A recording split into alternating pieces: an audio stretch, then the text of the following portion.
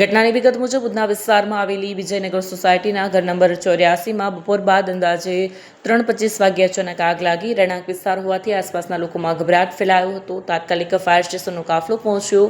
ફાયરની ગાડી અંદર જઈ શકે તેમ નહોતી. ઉધના ફાયર સ્ટેશનના સબ ફાયર ઓફિસર નરોત્તમ કે ખલાસીએ આ માહિતી આપી હતી. તેથી ગાડી બહાર ઊભી રાખી પાણીની લાંબી પાઇપ લંબાવીને કામગીરી શરૂ કરવામાં આવી હતી. ઘરમાં ધુમાડો એટલો પ્રચંડ હતો કે જવાનોએ ઓક્સિજન માસ્ક પહેરીને પ્રવેશ કરવો પડ્યો. બહાદુરી બતાવતા આસારામભાઈ ઇજાગ્રસ્ત થયા.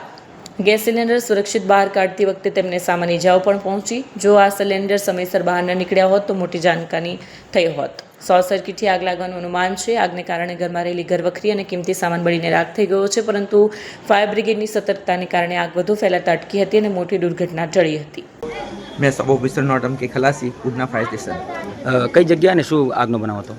વિજયનગર ઘર નંબર 84 માં આગ લાગવાનો કોલ મળ્યો હતો.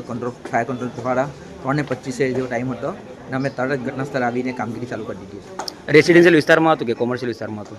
રેસિડેન્સી એરિયામાં આગ આવી હતી અને કેટલું નુકસાન થયું છે અને કોઈને ઇજાગ્રસ્ત થયું હોય?